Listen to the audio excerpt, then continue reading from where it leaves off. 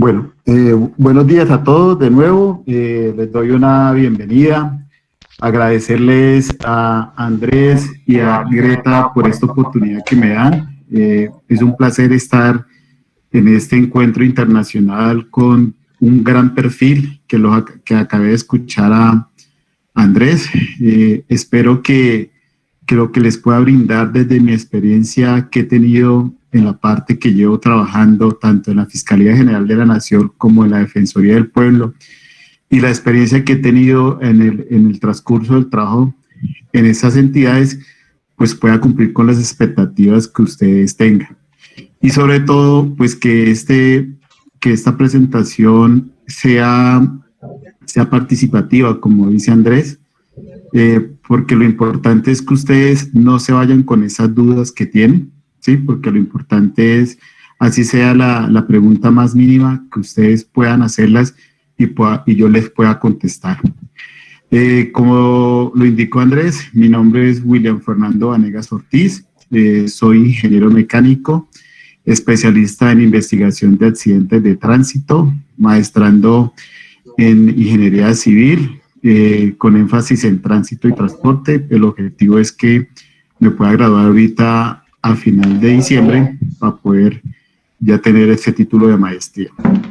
Fuera que soy ingeniero mecánico, también soy balístico.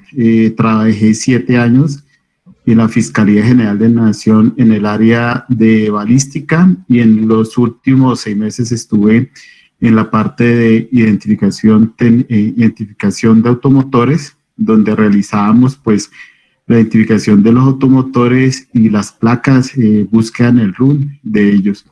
Posteriormente pasé a la Defensoría del Pueblo. En la Defensoría del Pueblo ya llevo 8 años y en este momento estoy en 2 partes. Estoy en la área en el laboratorio de balística y también estoy en el laboratorio de física forense realizando la reconstrucción de accidentes de tránsito, caídas de cuerpos, todo lo que tiene que ver con la parte física de los cuerpos y todo lo que ocurre de los objetos en movimiento. También quería compartirles pues que es muy importante que ustedes, el momento que realicen estos levantamientos de la escena y el levantamiento de la inspección técnica de vehículos que realicen, pues en el transcurso de la experiencia que yo llevo, me he encontrado con muchos falencias que tiene la policía de tránsito en el caso de Colombia en realizar esos experticios técnicos vehículos, porque les voy a suministrar, a dar cuenta lo importante que es hacer una inspección de vehículos bien elaborada para que las personas, los reconstructores de accidentes de tránsito puedan realizar una buena reconstrucción y no quede a la deriva varias situaciones que se presentan. Por otra parte, es muy importante lo que manifestaba Andrés, las herramientas tecnológicas que se presentan hoy en día, como lo decía el ingeniero Diego Luis, con esta pandemia nos ha enseñado, fuera de preservar la vida, sino de tener ese contacto que tenemos con la parte tecnológica de los equipos informáticos para poder realizar estas reconstrucciones que se tienen, ¿sí? Es muy importante que en estos equipos tecnológicos tenemos 2 conceptos que son importantes, que tenemos las animaciones y las simulaciones, ¿sí? Que son 2 términos diferentes y muchas personas que no logran realizar una simulación, una construcción de un accidente, a realizar una animación a un experto gráfico. Necesito que usted me simule que esta persona le pegó un machetazo a esta persona de este movimiento, pero resulta que usted sabe que las simulaciones se realizan con evidencia objetiva, ¿sí? ¿Cuál es la evidencia objetiva? Pues la evidencia objetiva que vamos a encontrar en el lugar de los hechos. Por ejemplo, en un accidente, pues vamos a encontrar unas huellas de frenado, ¿sí?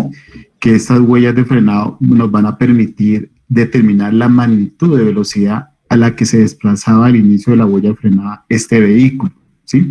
Entonces, es importante tener esos dos conceptos porque en unas partes que he estado, inclusive en la maestría que estoy realizando, el docente que me dio una materia, a final de clase le indiqué que era erróneo lo que decía sobre la simulación y la animación. Entonces, pues son dos conceptos muy diferentes. También quería darle la bienvenida a las personas que nos acompañan de otros países, ¿sí? Creo que de Ecuador y Perú. Bienvenidos.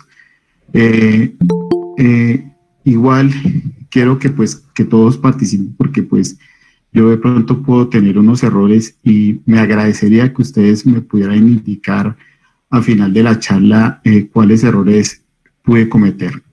Y segundo, si me llego a pasar de la presentación, pues agradecería que me acompañaran. Es una presentación un poco larga, pero yo sé que con la retroalimentación que vamos a tener hoy, pues nos va a permitir ampliar más el campo de visión que se tiene para poder realizar unos ejercicios que vamos a tener al final de esta charla y poder encontrarnos posteriormente. En un momento les voy a presentar la pantalla, una presentación que tengo. Todos me indican si la observan, por favor.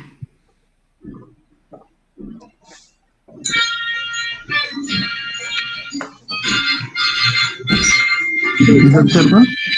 Sí, se observa. Listo. Por favor, les recomiendo apagar los micrófonos.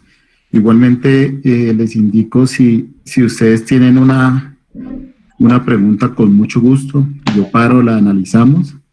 Entonces, bueno, vamos a mirar todos los procedimientos, el procedimiento que se realiza en la inspección técnica de vehículos, ¿sí? Desde que dos cuerpos en movimiento realizan la colisión entre ellos, ¿sí? Porque pues ustedes han visto que la colisión entre vehículos, siempre estos vehículos cuando se presentan lesionados se van a ubicar en los patios de una entidad, de un organismo de tránsito. Y posteriormente el perito de automotores o el experto en esta materia va y realiza la inspección técnica del vehículo. El contenido que vamos a desarrollar, pues empezamos desde lo menor a todo lo mayor que se desarrolla en la inspección técnica de vehículos. Tenemos qué identifica un vehículo, las características de clase, las características de subclase que se van a tener en un vehículo.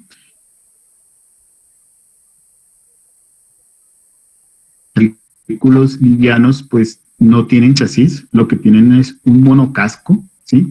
Tienen una estructura donde esta estructura lo que hace es absorber la energía disipada en una colisión para que esta energía se disipe en toda esta carrocería, en todo este monocasco y permita las lesiones, ¿sí? Ustedes se han dado cuenta que los vehículos han tenido una evolución porque pues ya antiguamente los materiales que se fabricaban de estos vehículos pues eran unos materiales bruscos que permitían una deformación y que esa deformación era transmitida pues a los ocupantes, porque para su conocimiento lo que una persona o a los ocupantes de un vehículo lo que genera la muerte es la energía que es absorbida por ellos.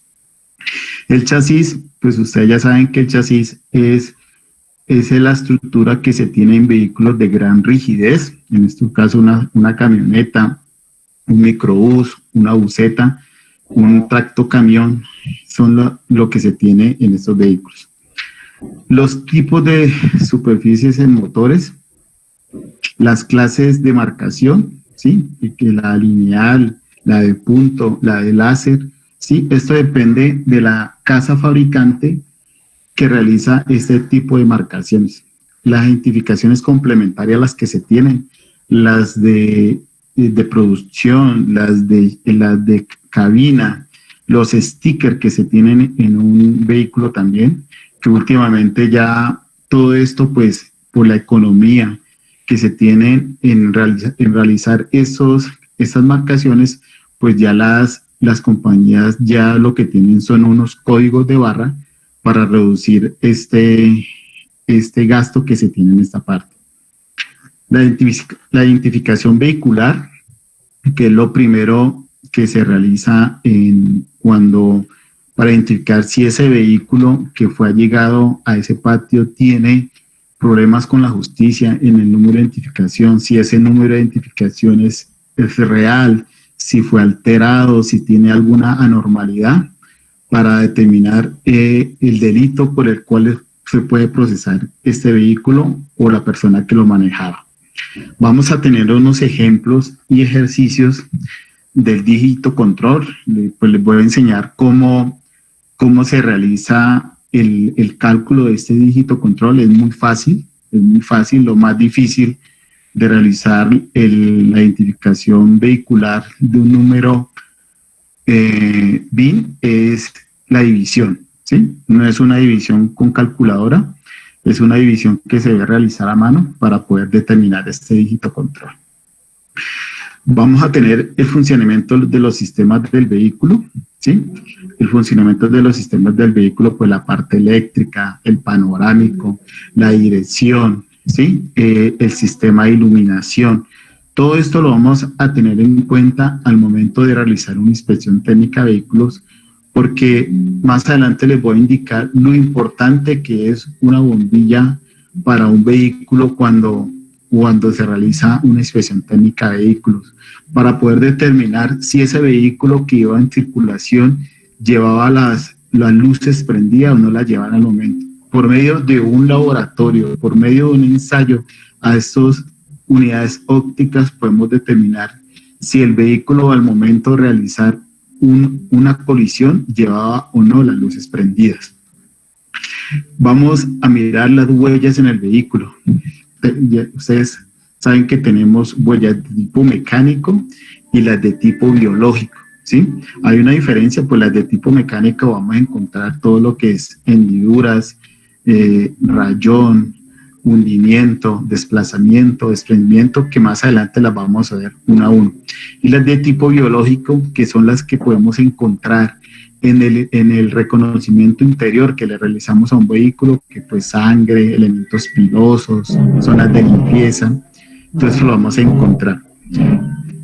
Y también les voy a indicar para qué nos sirve la inspección técnica de vehículos, ¿sí? Para que ustedes de ahora en adelante con esta capacitación, ustedes puedan tener una visión más amplia y puedan lograr realizar una inspección óptima para que los reconstructores que realizan esta reconstrucción sea confiable y sea eficaz con lo que se da. Ustedes saben que la reconstrucción analítica de un accidente de tránsito se presenta es un factor de una cadena que viene atrás, ¿sí? Desde que se presenta un accidente de tránsito, desde que el policía realiza este levantamiento hasta el proceso de las lesiones de las personas, de la identificación del vehículo, hasta llegar al reconstructor de accidentes.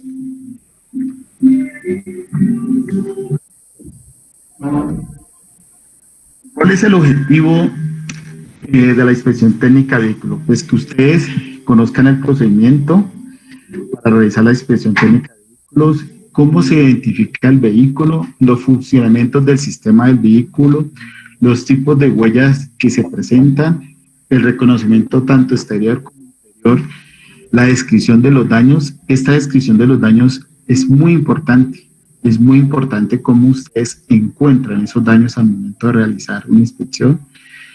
Y también tendrán la facultad de escribir la división del vehículo, cómo se divide un vehículo, ¿sí? Por cuadrantes, por tercios, ¿sí?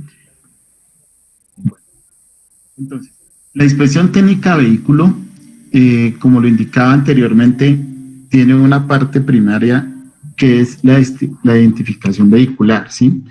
Donde se va a tomar el BIN, donde se va a tomar el número del motor, donde se va a tomar el número del chasis. ¿Sí? Como ustedes saben, en los últimos vehículos el número del chasis y el número de BIN es un mismo número. Y el número del motor pues es diferente, ¿sí? Que estos números, el número del motor es un número que usted no va a poder ser reemplazado, o sea, no es, está ubicado en la parte del motor, en un espacio donde para poder usted cambiar este número de motor, pues tendría que cambiar el motor o tendría que, por medio de un organismo de tránsito, poder realizar este cambio de forma segura y de forma legal, ¿sí? El registro fotográfico de los daños del vehículo. Es muy importante este registro fotográfico. El objetivo es que ustedes tengan un buen encuadre, ¿sí? Cuando ustedes realicen un registro fotográfico, hagan unos planos de inclusión, ¿sí?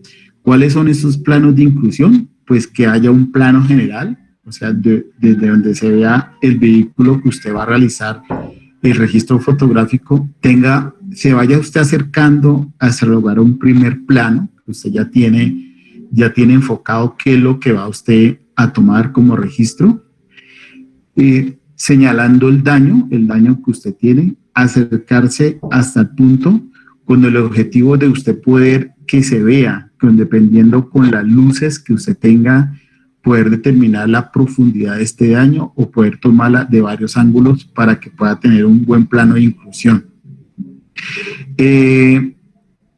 También es muy importante tomar una imagen del vehículo de planta, ¿sí? Esto es muy dispendioso porque en muchas ocasiones estos vehículos quedan inservibles o no se pueden mover. Entonces, esto a veces dificulta mucho para la toma de esta imagen. Es muy importante, ¿por qué? Porque por medio de un vehículo de planta, de la parte de elevación, usted puede mirar muchas partes que no observa cuando tiene el vehículo ahí de frente. El funcionamiento de los sistemas del vehículo. Ustedes saben que en un accidente de tránsito ocurren por 3 factores. El factor humano, por eso es que se dice que ¿quién me puede indicar o ustedes qué opinan? ¿Los accidentes de tránsito son inevitables o evitables?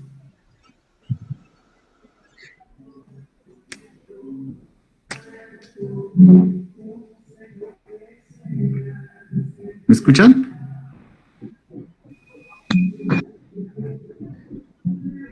En su mayoría son evitables, pero también hay que tener en cuenta que hay algunos que son por causas naturales, son por causas ambientales. Entonces, ahí, para esos casos, pienso yo que serían inevitables. Muy bien, muchas gracias.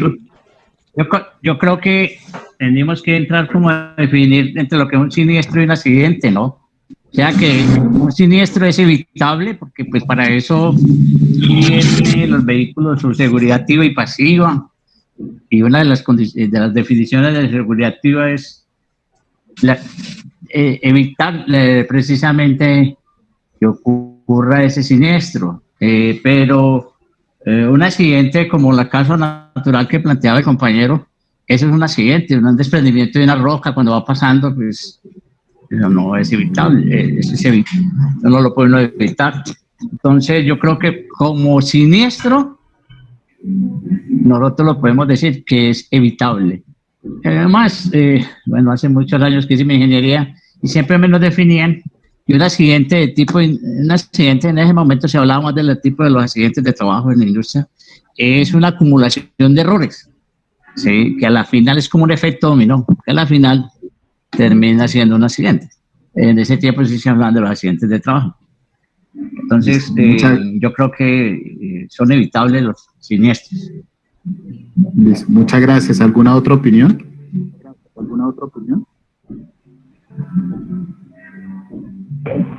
Buenas tardes, ingeniero. Lo que pasa es que este término siniestro es un proyecto que están metiendo por debajo de cuerda, digámoslo así, como popularmente se dice en la policía, para cambiar la legislación colombiana, y el accidente de tránsito, que como dice el Código Nacional de Tránsito es generalmente involuntario, se pase a un evento con voluntad del conductor, para así poder subir o modificar las sanciones en el Código Penal en nuestro país. Entonces, por ejemplo, nosotros siempre que conocíamos los casos, siempre se pone accidente de tránsito. Últimamente nos han inculcado que toca poner siempre siniestro, pero pues los accidentes de tránsito existen, pues algunos pueden ser evitables, otros no, otros pueden ser incluso minimizados los alcances de este mismo. Listo. Muchas gracias. ¿Alguna otra opinión?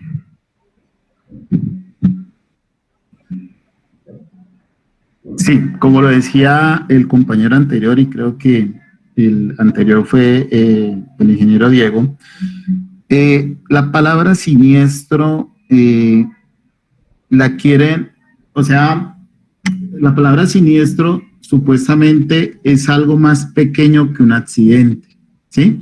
O sea, es una palabra más diminutiva que se está queriendo, que se ha realizado para determinar esto. Pero los tres factores que yo les decía que se presentan en un accidente es pues el factor humano, que es como el 80%, no recuerdo bien. El factor mecánico de los vehículos, que es como el 13, creo. Y el factor vía y su entorno, que es como el 9, ¿sí? Entonces, por eso se dice que los accidentes o siniestros viales se pueden evitar, porque el mayor porcentaje de accidentalidad es el factor humano, ¿sí? Pero como lo decía otro compañero, pues, por ejemplo, los casos fortuitos o que no se pueden evitar, ¿sí? Usted no puede evitar yendo en una vía y que se caiga un palo, usted no puede evitar eso, que haya un derrumbe, que se caiga una, pero usted no podría evitar eso, ¿sí? Entonces, como decía el ingeniero Diego, los vehículos cada día los hacen más seguros, ¿sí? Más livianos, ¿qué es la seguridad activa? Pues la seguridad activa es todo lo que está a sus manos, ¿sí? Los frenos, la dirección, toda esta parte que está, la parabrisas que usted puede controlarla.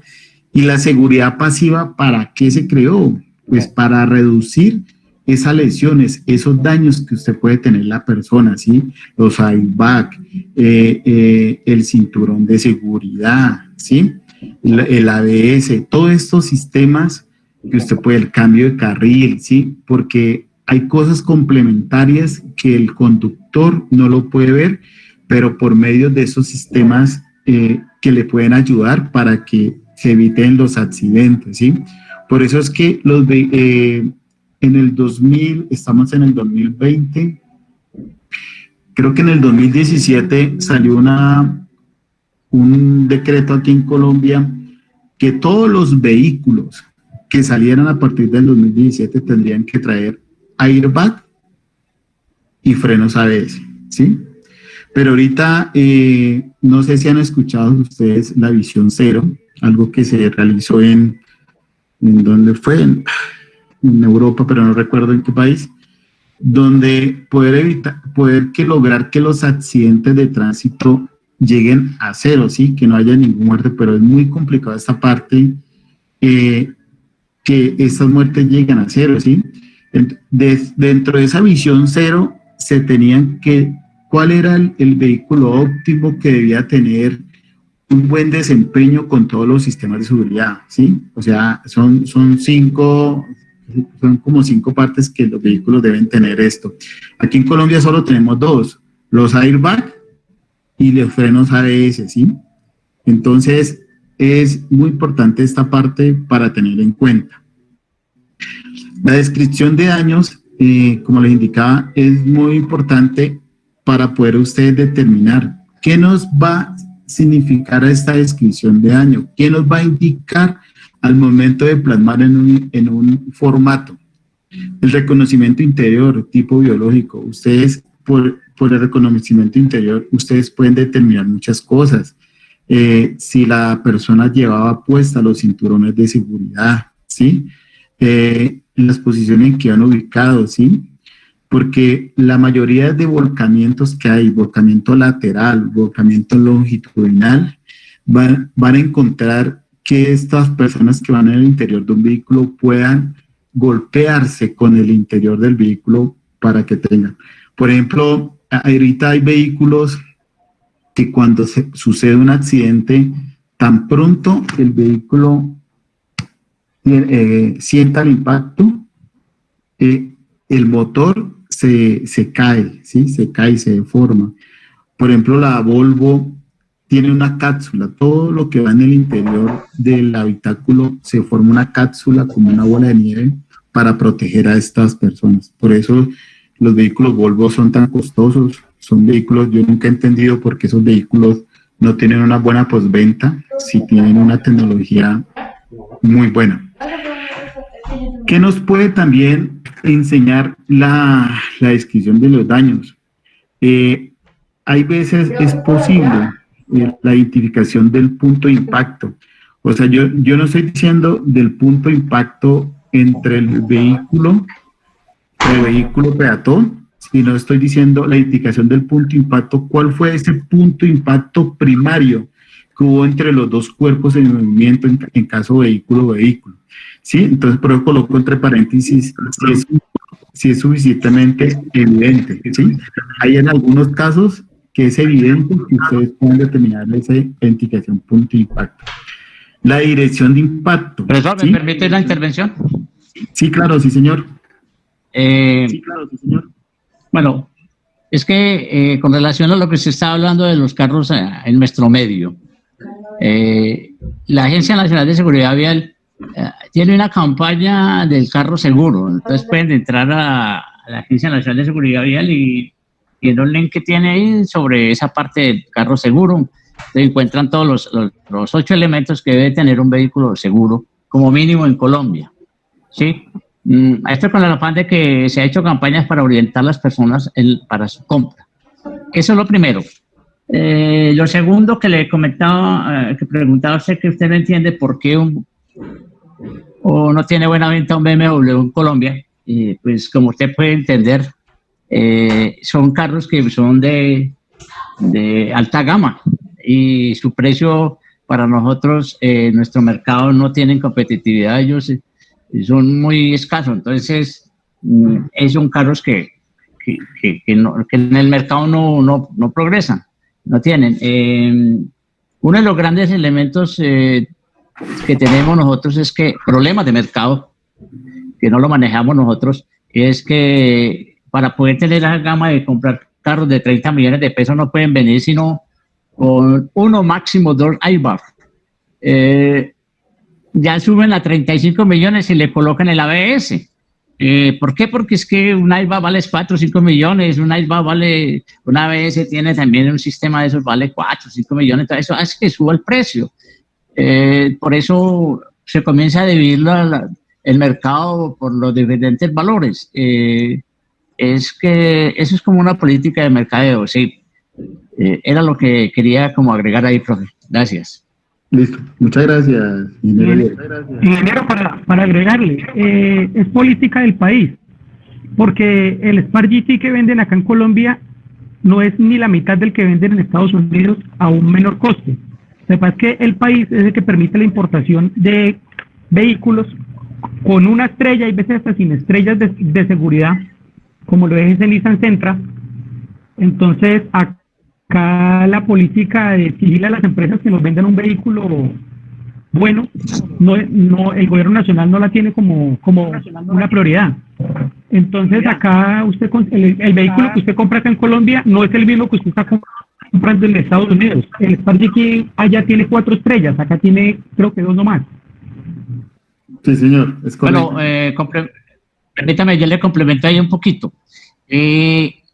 Existen pruebas de crash test, que se llaman así, se pruebas de impacto, laboratorios que son altamente costosos. Nuestro país no lo tiene. En Latinoamérica casi no lo tiene. En Latinoamérica sacan unas pruebas de crash test que pagan en Europa para que los hagan a los vehículos que entran en nuestro comercio. Es que en Estados Unidos hay 2, la NTHSA y la otra que en Europa está la Eurocup, que hacen pruebas de impacto. Es obligatorio que una compañía que va a incursionar en el mercado, vender un vehículo, tiene que primero enviar varios prototipos para que el laboratorio, que es de tipo público y hay también tipo privado, haga las pruebas de crash test para poder que salgan a la venta, ¿sí? Nosotros, por eso te digo, es un problema macropolítico que tenemos que no vamos a entrar aquí a discutirlo porque no es como el interés. Bueno, una pregunta que yo tenía y que se me quedó. Estoy viendo que, no sé, yo he creído, con todo el respeto, de que la inspección técnica del vehículo es desde el punto de vista de los elementos mecánicos, pero hay una inspección que yo diría que es forense, la inspección forense al vehículo. Yo diría que dentro de los currículos de los académicos deberían dividirse las asignaturas en inspección forense al vehículo y la inspección técnica al vehículo. Es que al vehículo, dentro de los currículos en la parte académica, tiene muy poca participación. Lo digo, por ejemplo, el caso de nuestra escuela. Yo diría que no tiene ni el 10% del currículo, pero cuando es un elemento que es un actor de la seguridad vial altísimo, ¿sí? Aunque es cierto, el 80%, 74% de los siniestros que ocurren es falla humana.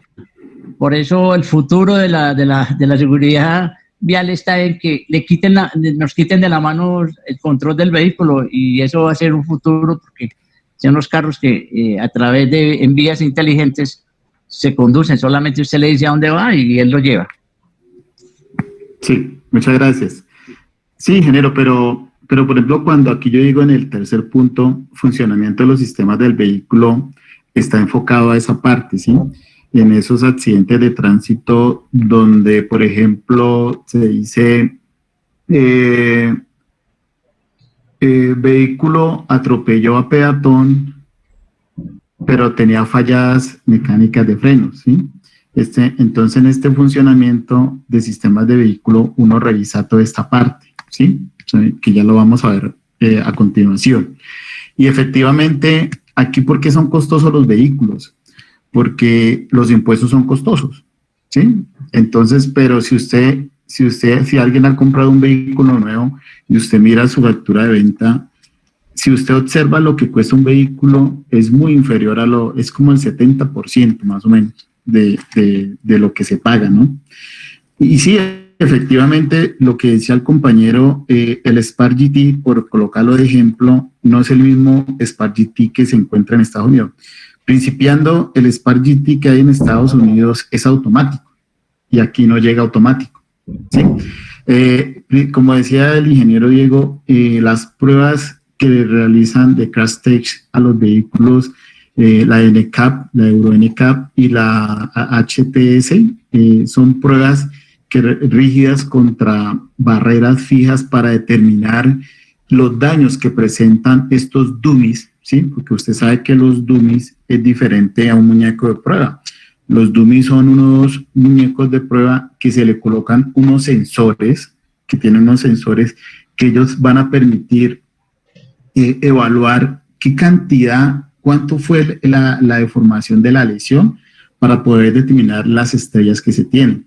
Y gracias al ingeniero Diego por la aclaración, son ocho factores, sí, y eso está por medio de la Agencia Nacional de Seguridad Vial, los 8 componentes que deben tener un carro seguro, sí, pero pues aquí desafortunadamente llegamos solo a dos, tenemos solo los ABS y los airbag, ¿sí? Y los ABS, si ustedes se dan cuenta, siempre va ligado con el EBD, ¿sí? El control de frenado, ¿sí? Para permitir que cuando el carro no pierda la tracción cuando permite una frenada bruscamente, ¿sí? Bueno, por último, tenemos la medición de las indentaciones, ¿sí? La teoría de Campbell, para poder determinar esa deformación, qué tanta energía absorbió para poder determinar la velocidad a la que se estrelló el vehículo, ¿sí? Entonces, esto lo vamos a ver a lo último. Entonces, ¿qué identifica un vehículo? Tenemos la marca, la clase, el tipo, el color, el modelo. Hay veces la clase, muchas veces es confundida porque la clase también la tenemos como la línea, ¿no? Sí, por ejemplo, un carro famoso, por ejemplo, el Sprint, ¿sí? ¿Cuál es la marca del Sprint? Chevrolet. La clase, Sprint, el tipo, automóvil, el color que tenga el vehículo y el modelo, ¿sí? Modelo, año, modelo. Esas serían las características de clase que individualizan a un automóvil. Las características específicas, pues tenemos la plaqueta de serie, y ahorita pues más que todos los carros antiguos tenían unas plaquetas de serie que se le colocaban con unos remaches y simplemente usted colocaba ahí la plaqueta de serie, o la plaqueta que ustedes encuentran en un bus cuando se suben, que tiene una plaqueta de serie que dice la capacidad del automotor, todo esto que se tiene. El número de motor, les indicaba a ustedes que el número de motor es un número de motor que va impregnado en el motor, ¿sí? No es una parte que usted pueda cambiar del vehículo, del motor, porque si no todo el mundo haría eso, ¿no? Entonces, este número, para usted poderlo cambiar, pues tiene que tener la autorización de un organismo de tránsito para poderlo hacer de forma legal, ¿no? El número de carrocería, en este caso, pues los furgones que tienen carrocería, el número de chasis y la placa, ¿sí? La placa que identifica que es un número único para cada vehículo. Tenemos el motor, ¿sí? Y tenemos la carrocería. Entonces, cuando las personas van a comprar un vehículo, ¿qué es lo primero que ustedes preguntan cuando van a comprar un vehículo? Quiero escuchar a una mujer si está en la sala.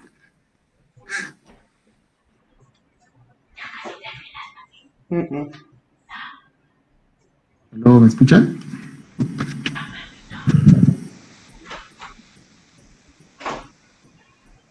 Hola, ingeniero. Buenos días, Marta Lucía, de la ciudad de Santa Marta. Mire, Hola, ingeniero, le voy a contestar la pregunta, pero también quería hacerle otra, ¿no? Cuando uno como, por ejemplo, yo cuando voy a comprar un vehículo, pues a mí me gusta que sea amplio, me gusta bonito, me gusta, pues si es de la última marca, pues claro, no, si es a mí me gustan los carros grandes, ¿sí? Entonces, yo buscaría un carro de esos, ¿sí? Entonces, uno busca que el carro sea bonito, que le guste, que dé la imagen del vehículo, pero no, es lo que yo buscaría. Bueno, punto número 2, yo no soy experta en este tipo de eventos, es el primer evento en el que estoy, porque yo soy abogada. Entonces mi trabajo es litigar, ¿sí? Entonces yo litigo en responsabilidad civil extracontractual. Pero tengo una pregunta con respecto a su exposición, es la siguiente. Los factores de riesgo, y usted está hablando de las marcas. Entonces, los factores de riesgo a mí me parece que en teoría muy bonito, pero en la práctica voy a poner este ejemplo. Por decir, por colocar cualquier ejemplo, ¿no? Por ejemplo, el Zapatico. Ese carro es muy económico, Y en teoría está Colombia inundada de ese vehículo. Y entonces uno mira las estadísticas y es el carro de una accidentalidad pues casi en un 50%, yo diría un poquito más, ¿no? Entonces, ¿qué seguridad hay de ese vehículo? ¿Qué seguridad tiene si una persona en Colombia, aquí en Colombia se usa mucho el servicio público? Entonces, ¿a dónde se está protegiendo la seguridad del pasajero? Es todo, ingeniero, gracias. Muchas gracias. Muchas gracias. ¿Alguna otra persona que quiera opinar? Y ya le contesto la pregunta, doctora. ¿Alguna otra persona que pueda participar? ¿Qué le preguntaría a un asesor cuando llega a un concesionario sobre un carro de compra?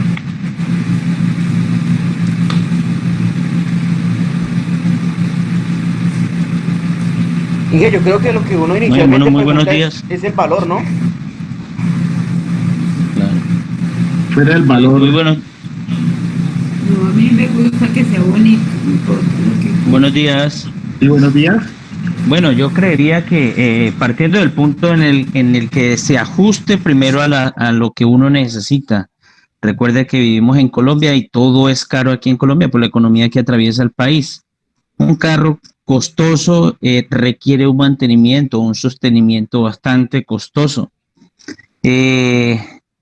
Eso como primera medida. Ya en el caso en mi caso personal, pues ya uno averigua el motor, cuánto consume en gasolina, previendo a lo que uno se va a someter cuando ya tenga el vehículo en el poder de uno.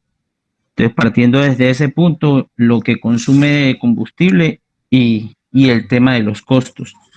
Ya el tema de los airbags, como decía el ingeniero Diego, creo que era que hacía referencia al tema de los airbags, para nosotros las personas del común, algunas veces es bastante irrelevante.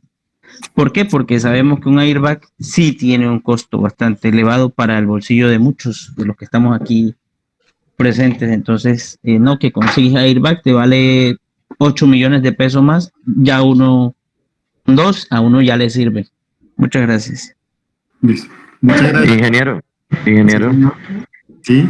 Bueno, respetando todas las opiniones tan valiosas, pero pues me quisiera mi pregunta es en el enfoque, es que nosotros en ese momento como autoridades, tanto quisiera hacerle la claridad que también habemos agentes de tránsito de color azul en esta capacitación. También es decirle que en el momento que nosotros vamos a la inspección, pues nosotros no colocamos si el vehículo era de alta gama o baja gama. Lo que necesitamos es hacer la inspección y de pronto ya las características del por qué si iba en un carro de gama alta y con 10, 8 o un airbag o con ninguno, se podría haber evitado ese siniestro, ese accidente. Pues sí me gustaría como más en el enfoque en lo que usted nos está enseñando desde el comienzo, es como a esa inspección. Ya creo que los componentes de si traía o no traía son de analizar para mejorar la calidad de venta de vehículos en nuestro país, teniendo en cuenta que lo dijo el señor Pinzón al comienzo, y es que la normatividad de ingreso al país es muy débil, casi que por decirlo es muy mala, pero en el tema de nosotros, que más nos compete es la inspección, que quizás nos sirva a nosotros decir que el vehículo de diferente marca o X marca no contaba con la suficiente tecnología de protección o de seguridad para sus integrantes. Pues con mucho respeto, creo que todas las opiniones han sido muy valiosas y los puntos de vista muy respetables. Muchas gracias. Tranquilo, muchas gracias. Muchas gracias. Listo. Entonces, sí, efectivamente, desafortunadamente, contestando la pregunta de la doctora al principio, no sé si ustedes han escuchado que todo lo que llega aquí a Colombia es lo más malo, ¿no?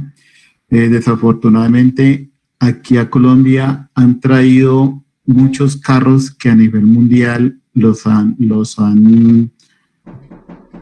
apartado, ¿sí? Por ejemplo, el Renault Twingo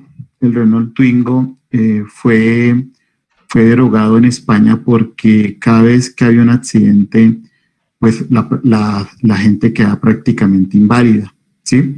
Entonces, como ustedes saben, el Twingo, el bumper delantero del Twingo es sus piernas, su parte cervical de las piernas, toda esta parte, ¿sí?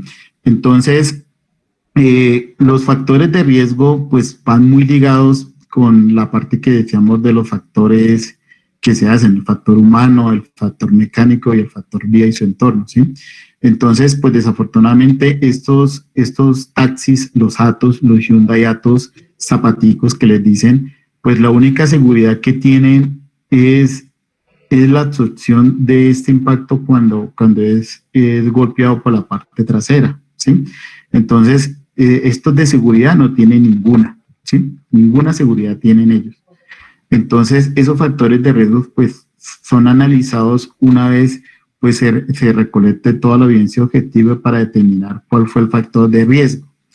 Y yo les hacía esa pregunta porque uno, o sea, en el caso mío, por ejemplo, en el caso mío, yo soy ingeniero mecánico, lo primero que yo le pregunto a un vendedor es el cilindraje del vehículo, el peso del vehículo y la relación peso-potencia, ¿sí? La relación peso-potencia ustedes la pueden sacar, es simplemente determinar cuánto pesa el vehículo, ¿sí? Y cuánta potencia tiene, cuántos HP tiene, caballos de potencia, ¿sí? Los HP. Al determinar ustedes esto, al dividir este peso del vehículo por la potencia, usted les va a indicar un número. Ese número tiene que darles menor a 10, ¿sí? Si ese número les da un número menor a 10, indica que el vehículo tiene buenos bríos, tiene buen arranque, ¿sí? Es un vehículo que a usted no se le va a quedar en una subida. Pero si ese número usted le va a dar mayor a 10, pues significa que es un vehículo sonso, es un vehículo quedado, es un vehículo que no le va a responder en una emergencia. Entonces, es muy importante preguntar esto porque esto es lo que más, y lo que decía la doctora, pues la comodidad. Es que todo depende de la necesidad de cada persona. Si la persona tiene la necesidad de comprar un carro amplio, pues lo compra, ¿sí? Pero pues yo preguntaría eso, pero muchas personas se enfocan, es que mire, tiene el techo, mire cómo abre el techo. Entonces, hay que tener cuidado en esa parte. El chasis, lo decía, el chasis es la parte estructural de un vehículo de mayor masa, ¿sí? Los vehículos que traen chasis son vehículos de mayor masa que nos va a permitir la rigidez de la estructura, ¿sí? Este chasis pues trae un número identificativo. Ese número identificativo por lo general va con el BIN, ¿sí?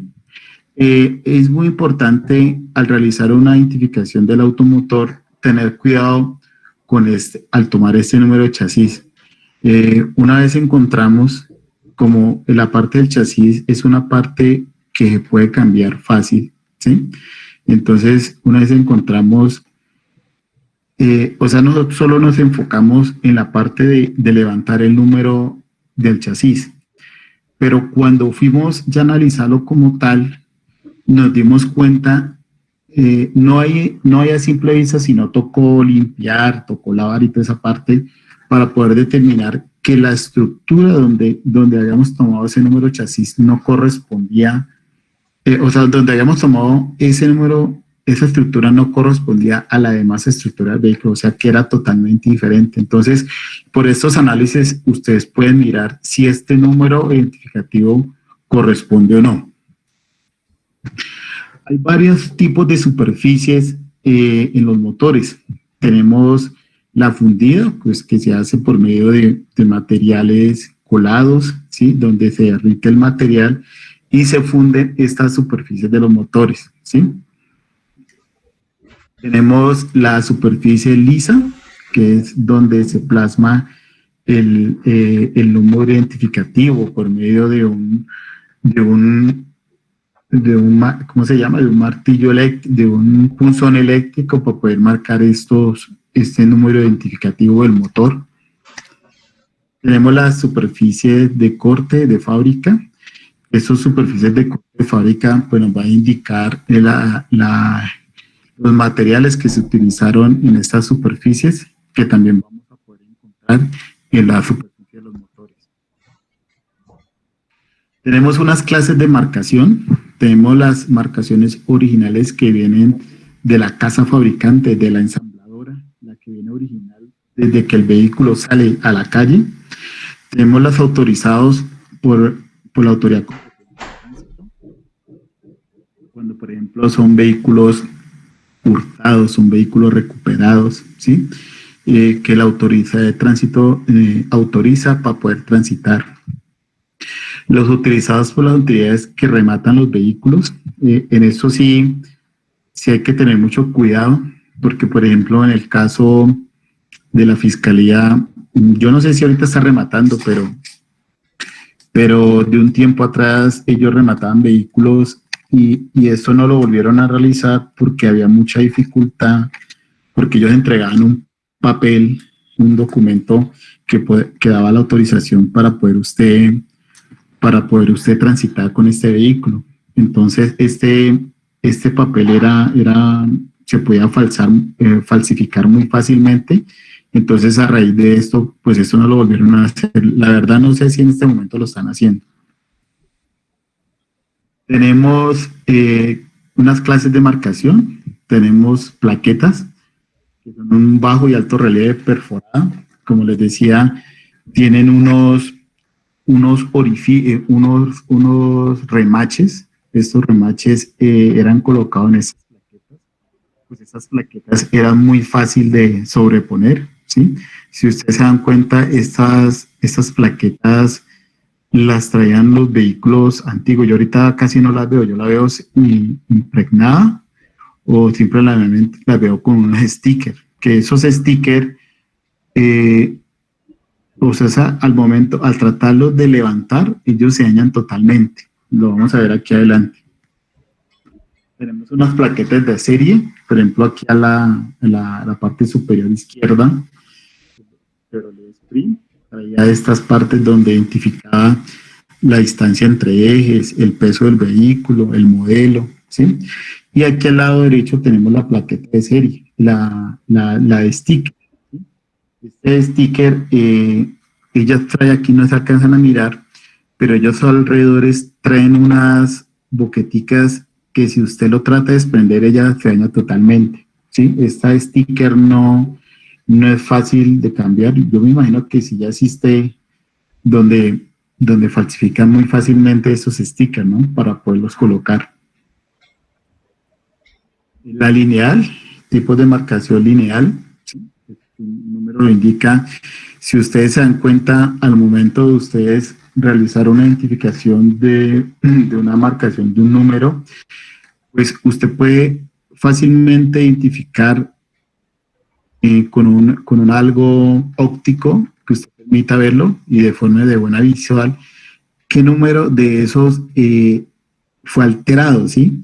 Porque cuando hay una alteración de estos números, pues la altura es diferente. Si ustedes se dan cuenta, todos estos números tienen una altura específica y un ancho específico y una distancia de un número a número, ¿sí? Que tiene cada uno. La matriz de punto, ¿sí? Esto es otro tipo de marcación que se tiene en los vehículos.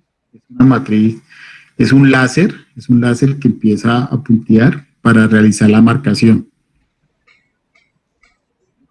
Y unas identificaciones complementarias, como es la plaqueta de la cabina, que les decía a ustedes que hay muchos vehículos que ustedes se suben y tienen una plaqueta de cabina o seguridad, tienen un consecutivo de producción, ¿sí? Que tienen, y tienen unos stickers que les decía ahorita, que también permiten la identificación del vehículo. ¿Alguna pregunta? ¿Vamos bien? ¿Voy muy rápido?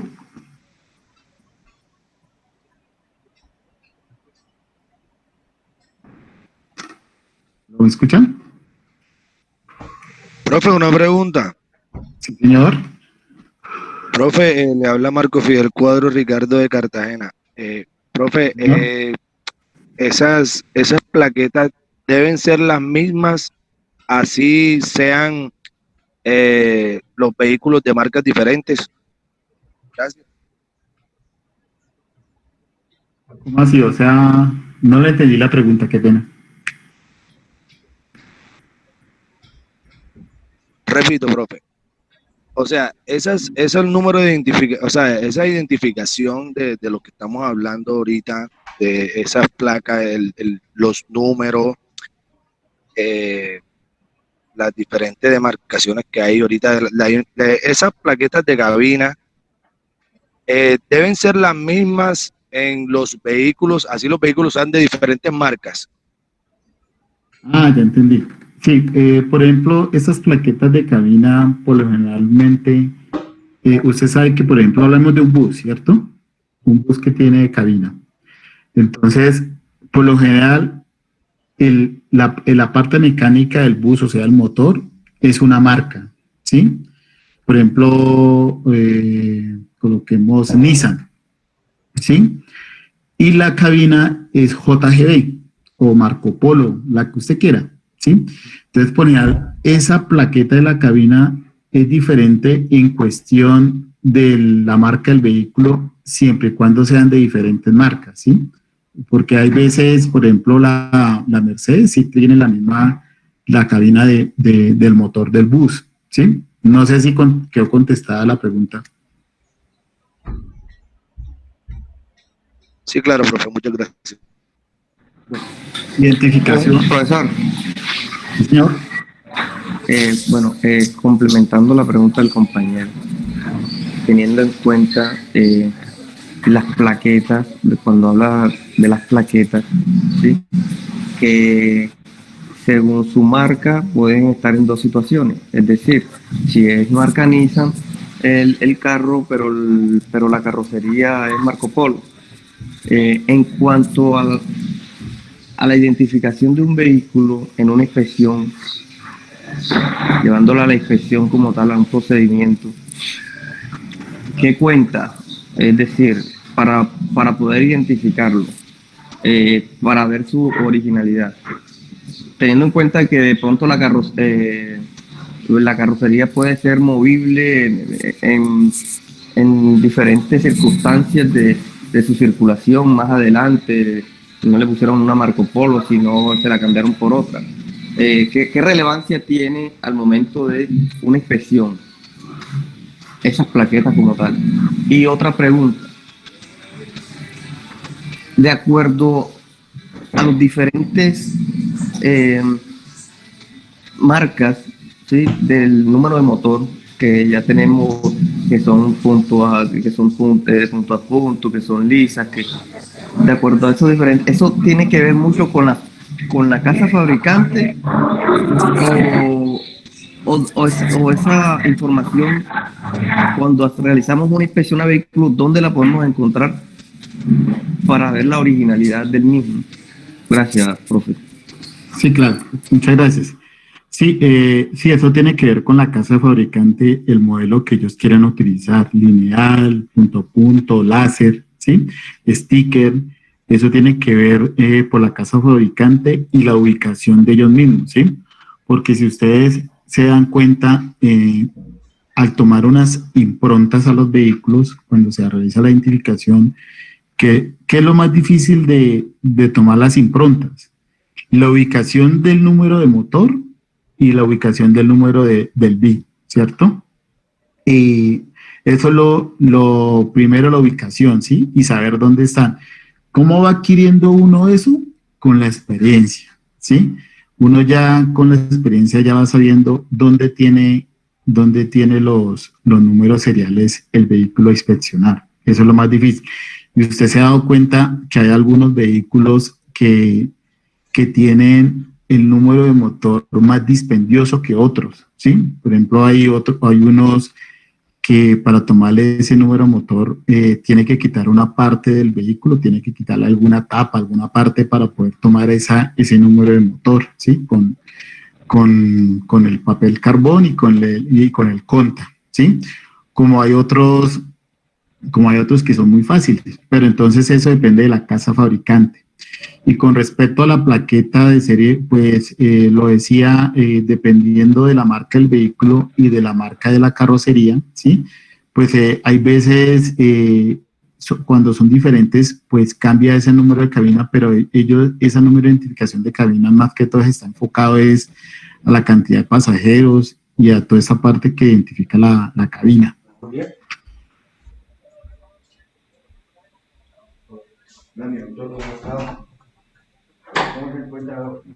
Listo. Identificación. Sí, Ingeniero, compañero Rodolfo. Sí. ¿Qué pasa? Que no sé si usted más adelante va a hablar sobre la numeración de los motores. Que me imagino que cada numeración del motor tiene su modelo y su año. Y me imagino que desde ahí se desprende qué método de identificación le hacen a los vehículos, si es lineal, si es a láser, si es matriz puntual. Sí, exacto. Y aquí más adelante, con la parte del BIN, los 17 caracteres, pues voy a mostrarles qué significa cada número, ¿sí? Qué significa cada uno, el tipo de vehículo, el tipo de carrocería, la caja, ¿sí? El país, todo lo que significa cada uno. Muchas gracias. Entonces, a partir del año 98, en el caso de Colombia, no se utilizaba el BIN, ¿sí? 17 caracteres. A partir del año 98 se empezó a utilizar el BIN de 17 caracteres, ¿sí? Que se identifica por un prefijo y sufijo que interpreta de acuerdo a cada casa ensambladora. ¿Sí? Los vamos a ver. ¿Qué es el número de identificación vehicular? Es la combinación estructurada de caracteres alfanuméricos asignados a un vehículo por el fabricante con fines de identificación, ¿sí? Usted, por medio de un código BIN, usted puede determinar, ¿sí? Por ejemplo, si usted la licencia de tránsito, o sea, la misma tarjeta de propiedad, por ejemplo, usted le indica que el carro es modelo 2018, ¿sí? Pero usted, al examinar el código BIN, a usted le va a decir que el modelo del carro es modelo 2016. Entonces usted ahí por entrada ya está determinando que ese número BIN no corresponde con el que aparece en la licencia de tránsito. Eso ya es una alerta para usted, ¿no? Esto está bajo la ISO 3779. Esto es una norma. El BIN es asignado por el fabricante del vehículo. El BIN es único para cada vehículo. Cada vehículo tiene un número BIN. No es igual que sean de la misma marca, es diferente. ¿Cuáles son las características del BIN? Que sean números arábicos del 1, 2 hasta el 9 y el 0. Se pueden usar letras de la A, B, como están acá. No se pueden emplear letras I, O, Q, U. Como ustedes ya saben, por ejemplo, la I usted ya la puede formar 4, ¿sí? La puede formar 9. La O la puede formar 8, ¿sí? La Q lo mismo. Y la U la puede formar un 0. Entonces, por eso no se utilizan estas letras.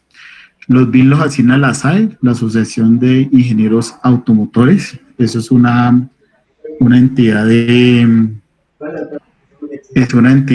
Estados Unidos, donde nos asigna esta nomenclatura que estamos diciendo. Esto es lo que me preguntaba el compañero. Esto es...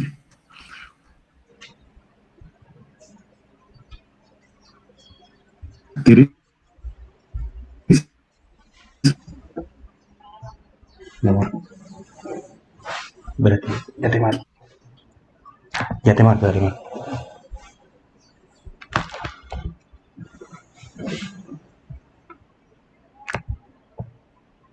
Que se tiene un código Ecuador, con Ecuador creo, no sé, creo que hay otro, pero no recuerdo, ya miramos. El segundo dígito... El segundo dígito que tenemos es la casa fabricante, ¿sí? ¿Qué casa fabricante realiza este vehículo? Chevrolet, Volkswagen, Kia, Hyundai, BMW, Mercedes, la casa fabricante de este vehículo. El tipo de vehículo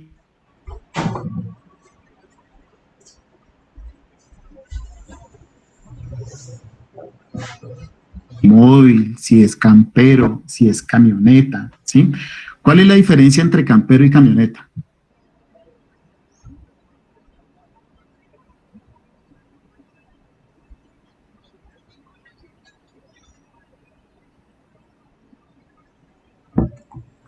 Muchachos, ¿cuál es la diferencia entre campero y camioneta?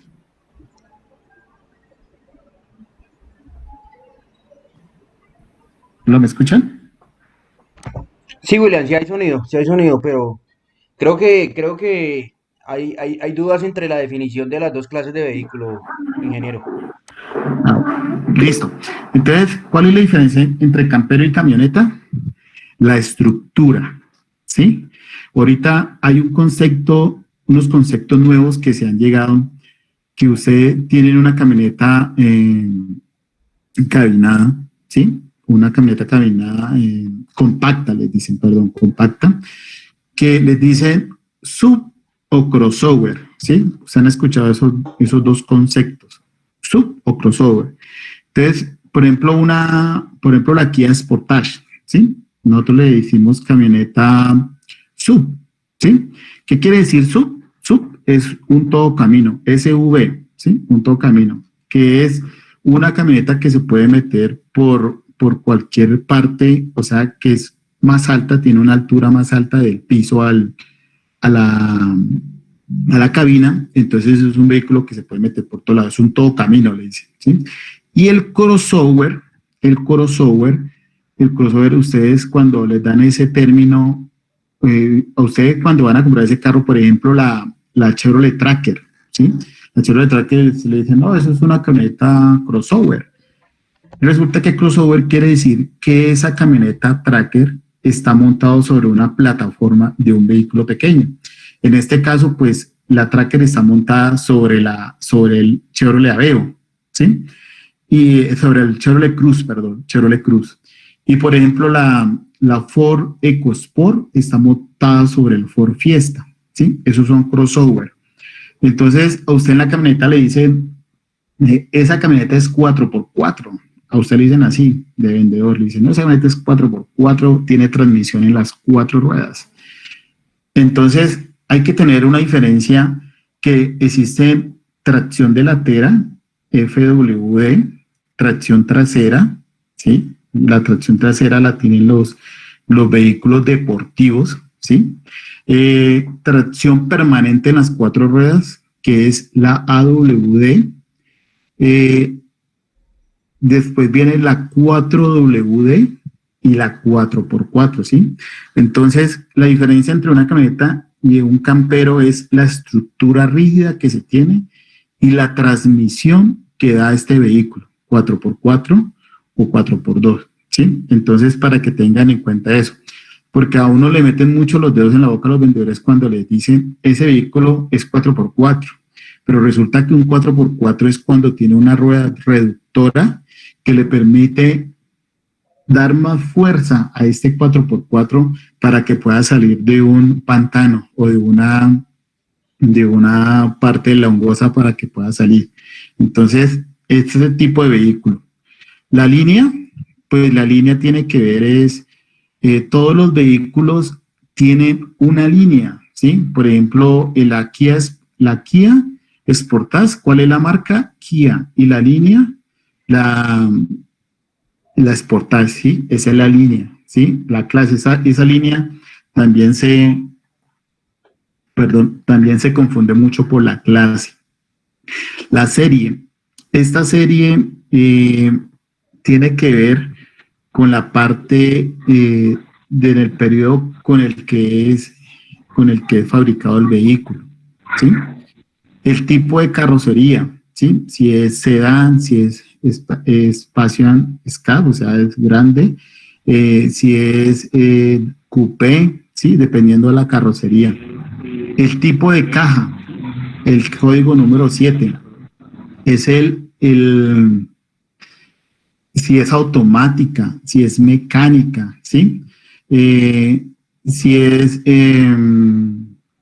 Tiptronic. ¿Ustedes qué creen? ¿Que la caja mecánica y la Tiptronic es lo mismo?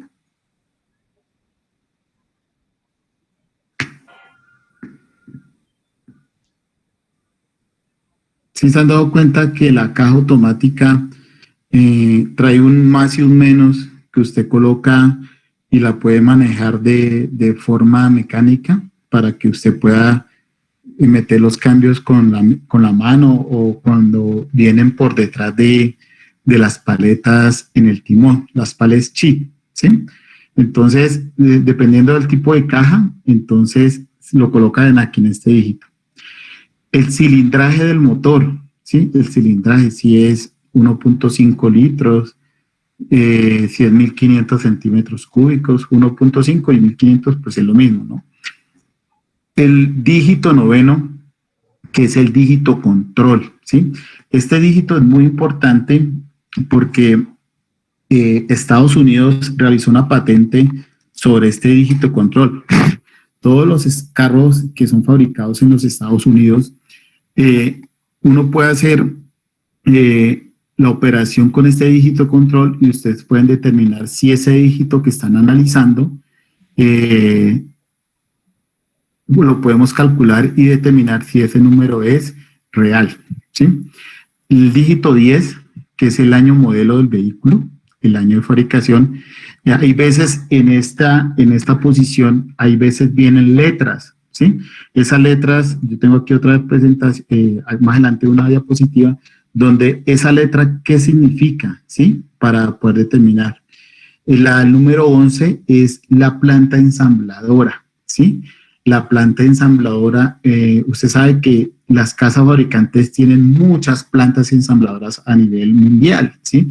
Entonces, dependiendo, este número nos indica a qué planta pertenece, ¿sí? Y los últimos 6 dígitos son el número de producción. Entonces, las grandes alteraciones que se realizan cuando hay falsificaciones en los vehículos se realiza bajo estos números de producción, estos 6 últimos que tenemos. Aquí es donde se realiza la falsificación y donde es los expertos en identificación en automotores es que van a realizar la búsqueda si esos números están alterados o no.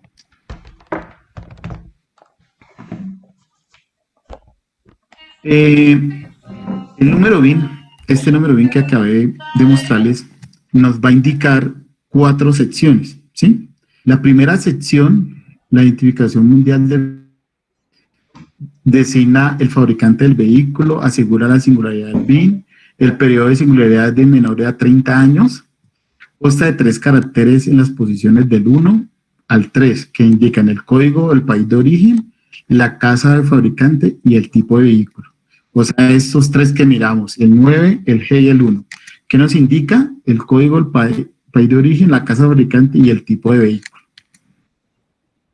La primera posición, pues estamos en el 9, el 8, 9, 7 y 0 está para Sudamérica, del 1 al 5 está para Norteamérica, de la J a la R está para Asia. Entonces, dependiendo del país, cada letra va a significar a dónde pertenece, ¿sí? Si, por ejemplo, pues ustedes encuentran, por ejemplo, el BMW, ¿sí? Pues lo vamos a encontrar en la parte de Europa, ¿no? Que es Alemania, ¿sí? Que es fabricado en Alemania.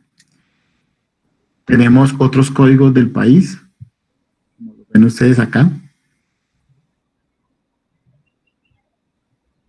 Y la segunda posición, pues va a ser la área geográfica específica, la combinación entre el primero y el segundo dígito, debe asegurar la singularidad del país. Entonces, 9A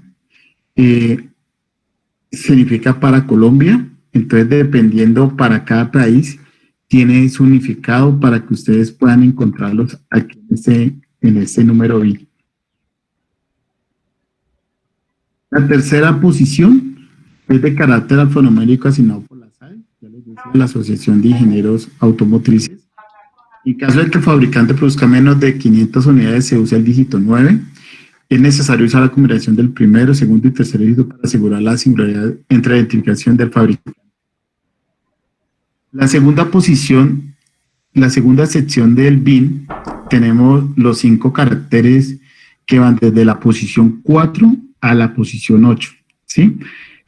Que nos indica la línea, que ya les indicaba qué significa la línea, la serie, el tipo de motor y el tipo de carrocería. La tercera posición es el dígito control o chequeo, ¿sí? De esta vamos a hacer unos ejercicios. Andrés, ¿cuántos son en total? ¿Cuántas personas son en total?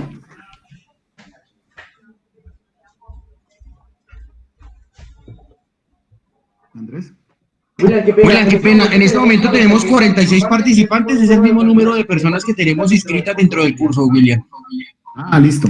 Entonces, vamos a mirar unos ejercicios para que ustedes practiquen y lo realicen. No sé si se quieren formar en grupos o cada quien me dice voluntariamente yo quiero hacer y los pongamos posteriormente en otra sesión que tengamos.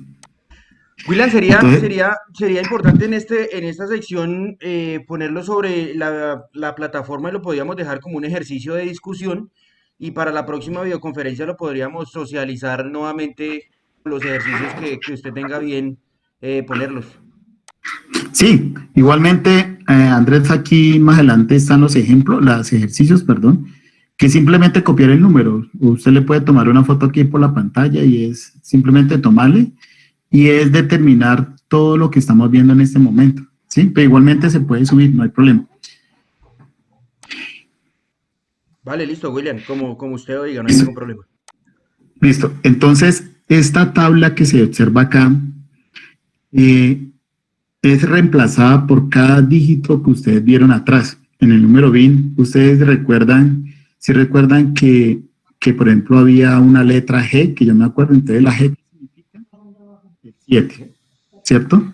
Si por ejemplo está la P, que significa el 7. Entonces, con el medio de esa tabla se puede realizar el ejercicio que vamos a hacer a continuación. Entonces, aquí hay un ejemplo. Esta tabla que ustedes ven aquí, la tabla 1.1, es esta misma tabla, ¿sí? Entonces, la fila 1 tenemos los 17 caracteres, ¿sí? Y la fila 2 tenemos el número BIN. Si ustedes observan, la columna novena está blanco, está sola, ¿sí? Entonces, el objetivo es verificar qué número hay en esa ubicación, ¿sí? Entonces, es muy fácil de realizar. Esto, como les indicaba, esto es una patente gringa, ¿sí? Eso es una patente americana, ¿sí? Entonces, ¿qué es lo primero que se realiza? Se realiza el cambio de letras con números, ¿sí? Entonces, por ejemplo, en este caso, el 9 pues queda 9, ¿cierto? El G, ¿pero qué significa el G? 7. ¿Se lo ven acá? El A, ¿qué significa? 1, queda acá. El S, ¿qué significa? 2, va acá. La C, ¿qué significa? 3, va acá. El 1, 1, 9, 9. J, ¿qué significa? 1, ¿sí? Este queda blanco porque es el que vamos a ubicar. El 4 queda 4, el B que queda 2, el 5 queda 5, 1, 9, 0, 0, 0 y todo. Listo. ¿Vamos bien? Sí, ingeniero, vamos bien. Ahí solo se cambian las letras a números, ¿cierto? Sí, estamos cambiando, exacto, las letras de la fila 2 las estamos cambiando por la tabla que está acá. ¿Sí la ven? La tabla 1.1. Entonces, aquí ya se cambió. ¿Qué hicimos? Cambiar letras por números. Después, vamos a hacer el factor de peso, ¿sí? Por lo general la gente me pregunta por qué la reducción. Entonces aquí se reduce 8, se empieza con el número 8, siempre. 8, 7, 6, 5, 4, 3, 2, pero no se coloca el 1, sino el 10, ¿sí? Esta columna 9 se deja vacía y empieza después 9, 8, 7, 6, 5, 4, 3, 2, ¿sí? Entonces mucha gente me pregunta por qué eso así, ¿sí? Pues como les indicaba, esto es una una patente gringa. Esta es la forma que ellos realizaron para poder hacer esta comprobación. Entonces se hace de esta manera. Se empieza desde el número 8 hasta llegar al 2, y después del 2 se convierte en 10, ¿sí? Siempre. Y después del 9 para reducir hasta llegar al 2. ¿Listo? ¿Entendido? Es estándar esta patente. Sí, eso es estándar, eso es gringo, eso es americano. Entonces... ¿Se hacen todos los ejercicios? Sí, se hacen todos, así, lo mismo. Ok, gracias. La última columna, la última fila, perdón, ¿de dónde sale? Es la multiplicación entre el valor asignado en la tabla por el factor de peso de FP. ¿Sí? Entonces 9 por 8, 72. 7 por 7, 49. 1 por 6, 6. 5 por 2, 10. Y así sucesivamente hasta terminar. ¿Sí? Entonces, la última columna es la multiplicación entre la columna valor asignado y el factor de peso. Después que se tenga esto, lo que se hace es la sumatoria de todo esto, ¿sí? Y esa sumatoria da 328, ¿sí? Si ustedes verifican, da 328. Entonces, dígito de chequeo o residuo. Entonces, la sumatoria de 328 sobre 11. ¿Por qué sobre 11? Esa fue la patente que ellos dijeron, que ese número 11 era el que iba a multiplicar para poder que diera el número residuo. Entonces, este 328, que es la sumatoria, ustedes la dividen en 11. Pero esto no es coger la calculadora y dividir en 11. Porque si ustedes dividen estas dos cosas en 11, pues les va a dar 29, lo que hice acá. Pero lo que hay que mirar es el residuo de esa división, ¿sí? Y el residuo de esa división da 9. No sé si alguien la hizo, si alguien...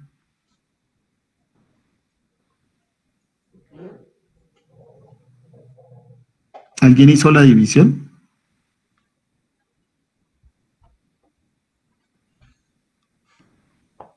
Me disculpe, ¿por qué queda como residuo el número 9?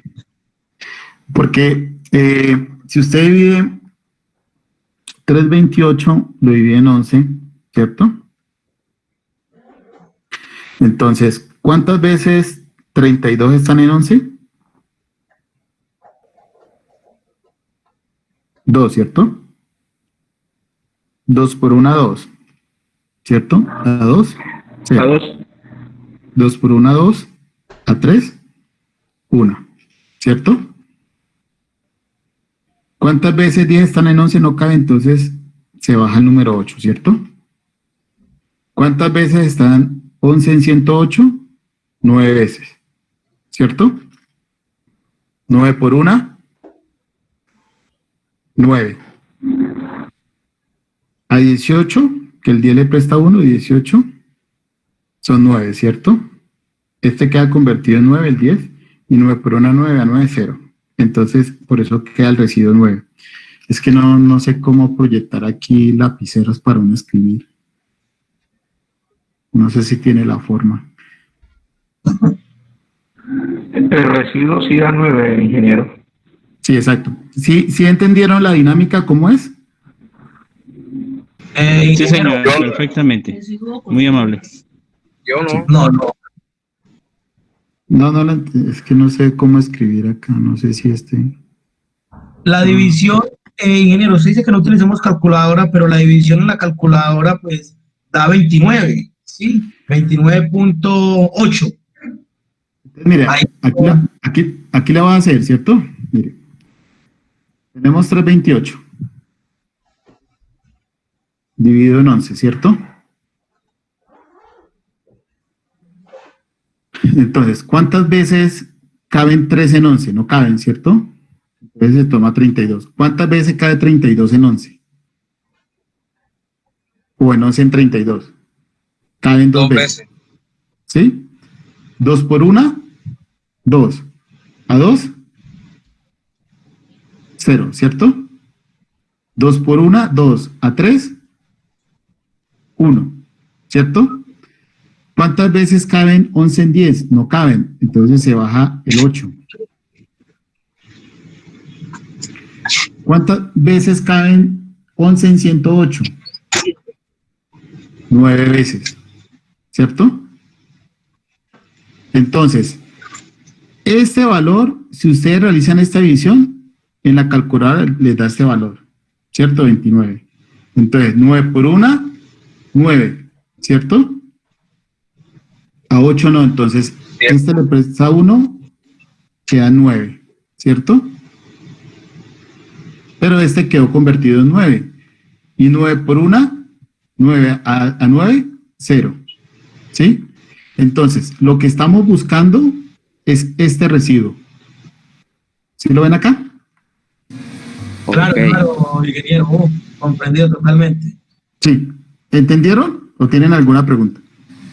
Ya entendí. Perfectamente, sí, señor. Perfectamente. Sí, señor, lo que no habíamos comprendido era cuál era el residuo, de dónde se sacaba. Sí, ese es el residuo, sí. Entonces, esto es lo más difícil, esto es lo más difícil de ese cálculo. ¿Sí? Bueno, entonces, y aquí borramos. Listo.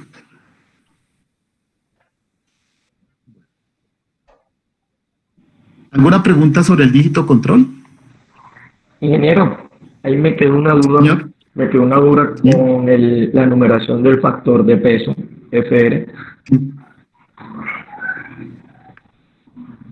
Sí, señor.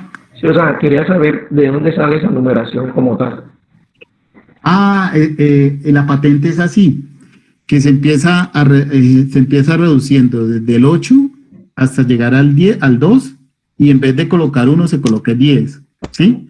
Y después empieza desde el 9 a reducir hasta llegar al 2, ¿sí? Pero esa fue la patente gringa que está así determinada, ¿sí? No, pero, o sea, tiene que colocarse esos números que están ahí. Es decir, está estandarizada la fórmula y la patente. Se hace ese ejercicio en todos los números, se hace con ese ejemplo. Sí, señor, así es, correcto. Bueno, la cuarta sección es la sección del BIN utilizada para la identificación física del vehículo, ¿sí? Son los últimos 8 caracteres, ¿sí? Recuerden que íbamos en el 9, quedan 8, ¿cierto? Que ocupa la posición desde el 10 al 17, que incluye el año modelo, el segundo código, la identificación de la planta y el consecutivo de producción, que yo les indicaba a ustedes que ese consecutivo de producción es los números que se pueden alterar, que las personas alteran para poder falsificar un vehículo. Entonces, ¿se acuerda que yo les decía que en el dígito 10, que algunos carros no traen el modelo, sino traen una letra? Entonces, aquí está la letra que significa cada letra. Entonces, muchos me van a decir, pero 1980 tiene la misma letra que el 2010. Pero pues usted, mirando el vehículo, usted va a determinar más o menos qué modelo es ese vehículo. Entonces, aquí están para plasmar de letras a los números por el año modelo. El código de la planta, que tiene más de una planta en el país, se tiene un código que le permite precisar en qué lugar fue fabricado el vehículo, lo que les decía. Este código de planta, las casas fabricantes, todas no tienen una planta en un mismo país, sino en diferentes. Y los consecutivos de producción, que son los 6 últimos dígitos, ¿sí? Unos ejemplos y ejercicios. Entonces, aquí tenemos otro ejemplo. Entonces, aquí la sumatoria dio 353. Aquí, si ustedes se dan cuenta, primero entonces cambiamos de números de letras a números. Después hicimos el factor de peso. ¿Sí? Si se dan cuenta es el mismo, 8, 7, 6, 5, 4, 3, 2, 10, y lo mismo. Después hicimos la multiplicación y la sumatoria nos dio 353. Si dividimos esto en 11, entonces el residuo es 1. Entonces el dígito control es el 1 acá. ¿Listo? Entonces, yo les traía estos ejercicios para que los hagan ustedes en estos días. ¿sí? Para que cuando veamos la próxima clase lo debatemos y ustedes me digan si ese número es el que ustedes plasmaron. Entonces, yo necesito que ustedes me identifican qué significa cada letra, ¿sí? Con lo que acabamos de ver, el WMI, el BDS y el BIS, ¿sí? Entonces, ¿qué significa la 9, la G, la A, la S, la J? ¿Qué significa cada uno? Esto hay veces es dispendioso encontrarlo en internet, pero si usted realiza buena búsqueda, usted lo encuentra. Entonces, no sé quién quiere coger este ejercicio 1.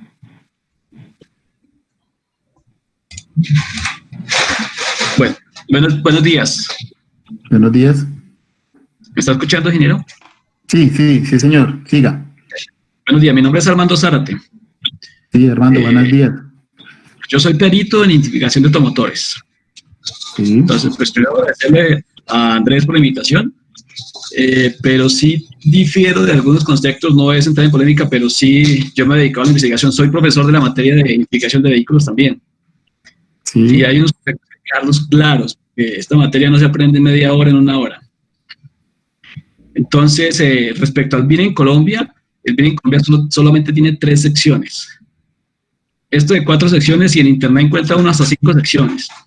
Para dar claridad, en el BIN solo tiene 3 secciones, que es el Código Mundial de Fabricantes, los 3 primeros secciones. De la posición cuarta a la posición número 9, la posición número 9 se debe incluir en la segunda sección.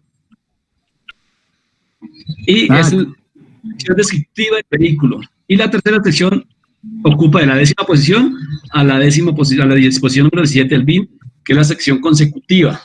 Porque la primera posición, con el solo número 9 no sabemos qué país es. Para establecer el país necesitamos necesariamente conjugar primera y segunda posición. Y la tercera posición nos indica es el fabricante. Como Estados Unidos, sí se puede saber que todo vehículo que inicie por 1, por ejemplo, es americano, pero ahí sí hay unas cosas que hay que aclarar y que investigarlas un poco más profundamente, de mayor profundidad. Claro. Eso así básicamente, pero respecto al BIN en Colombia, bueno, el BIN nace para el año 80, en Colombia decía que en el año 98 los vehículos, ¿qué pasó en Colombia? La Chevrolet es una casa de origen americano, entonces Estados Unidos, la patente le dijo a Chevrolet que utilizara el BIN, por eso es del 98, pero en Colombia realmente se normalizó, se normalizó 2003. En el 2009. 2009 está normatizado en Colombia. Entonces, que muchos fabricantes lo han hecho claro de antes, pero obligatorio a Colombia el 2009, básicamente. Yo tengo por ahí toda la resolución porque, como le digo, yo me he dedicado varios años a investigar este tema. Entonces, más de pronto por el interno podemos compartir la resolución para que la tengamos clara. Y pues el ejercicio, con mucho gusto, aquí lo hacemos y los explicamos para que algunos compañeros más de pronto les quede claro, porque sobre todo hay confusión. El dígito de verificación un poco confuso en un solo ejercicio. No, claro. Y le agradezco mucho porque pues a mí cuando, es que esa es la parte que uno tiene, hay veces porque todos los conceptos no son igual explicados en toda parte, ¿no? Cuando a mí me enseñaron 4 secciones, pero si usted se da cuenta, aquí se toma una sola sección para el dígito control, ¿sí? Entonces, usted me está diciendo que son solo 3 secciones y le agradezco que me corrija porque eso es lo que hace enriquecimiento a esta parte que realizamos. Como lo dice el compañero, se empezó a aplicar desde el año 98, pero por ejemplo yo tenía el concepto que ya fue realmente aplicado en el año 2003 aquí en Colombia, ¿sí? Pero sí, como lo indiqué anteriormente, eso es una patente gringa, ¿sí? Eso es una patente gringa, es una patente americana, ¿sí? Entonces, con estos ejercicios, lo que yo quiero es que ustedes practiquen esa parte, ¿sí? Entonces, por eso, aquí les traigo este ejercicio 1 para quien lo quiera realizar, si quiere tomarle una foto y lo debatimos la clase posterior. Y como dice el compañero, si ustedes van a realizar esta búsqueda por cada letra, créanme que no va a ser fácil de encontrar, ¿sí? hay veces hay veces inventarse cosas, asumir riesgos para poder determinarla, ¿sí? Pero el objetivo es ese, que miremos qué podemos hacer con esta información. Entonces, no sé quién la quiere tomar. Me dice, yo dividí 42 que me dijo Andrés en los 6 ejercicios que les voy a decir, y entonces me dice quién la quiere tomar, y si la quiere hacer con otra persona o quieren asociarse, pues con mucho gusto. ¿Les parece?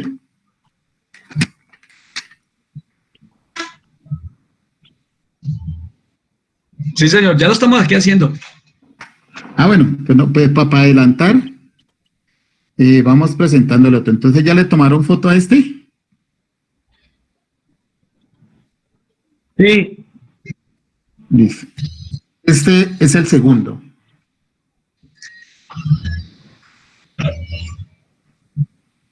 ¿Alguien que lo quiera realizar?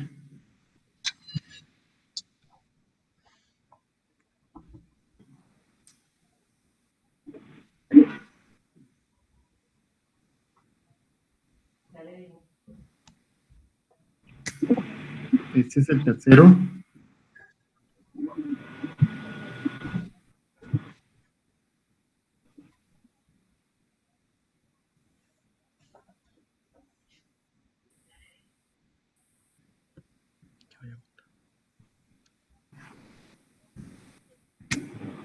Este es el cuarto.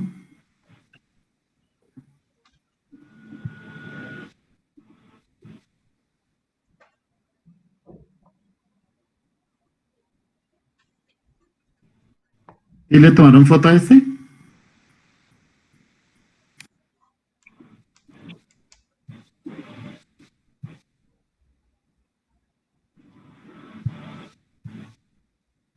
El quinto.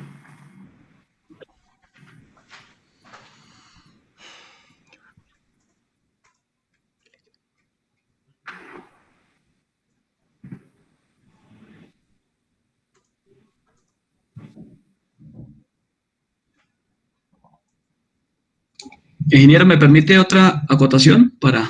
Sí, señor, claro. Es importante tener presente que el dígito de control no es obligatorio en todas las legislaciones, es si el fabricante decide asignarlo, válido, si no, no tendría problemas, no lo vamos a encontrar en todos los vehículos. Si alguno de pronto ahorita tiene un vehículo Kia, un vehículo Hyundai, encuentra, no está ajustados a la norma ISO. Algunos otros vehículos tampoco se ajustan al modelo. Unos vehículos que vienen de procedencia de Japón, otros que vienen de europeas, tampoco se ajustan al modelo. Entonces, esa queda a consideración del fabricante, la posición número 9, la posición número 10 del BIN, incluso la 11 y siguientes 12 también. Aquí en Colombia tenemos algunos fabricantes que utilizan hasta posición número 12 y 13. Dándole algún... Sí, exacto. Usted se me adelantó. Porque como lo decía anteriormente, como les dije, eso es una patente americana, ¿no? Entonces, si, como dice el compañero, en carros importados de Asia y otros países va a haber este problema, ¿sí? Porque una vez hicimos este dígito control con un vehículo Renault y resulta que el profesor cuando nos estaba explicando dijo, mire, entonces el código dígito control da así y resulta que no le dio, ¿sí? Y él quedó todo apenado con los alumnos y con las personas que están ahí, y es por lo que usted acaba de decir, ¿sí? Recuerden que eso es una patente gringa, entonces en todos los vehículos no nos va a dar, y más si no es fabricado en Estados Unidos. ¿Esto aplica también para motocicletas? Pues, hijo de pucha, ahí sí el compañero me puede ayudar, pero creo que es lo mismo, ¿cierto? Pero es que... Señor, aplica incluso para trailers también, amigo. Eso es un código para vehículos de transporte de pasajeros de carga y vehículos no automotores también, que en Colombia también ya están utilizando los trailers, también marcándose con el sistema de identificación vehicular BIN. Listo. Entonces, ¿a todos le tomaron foto al que quiera hacer? ¿O lo vuelvo y lo... Igualmente esto va a quedar subido en la plataforma. Pero sí le tomaron foto. Sí, señor, sí, pues yo le tomé fotos, sí. ¿Listo todos?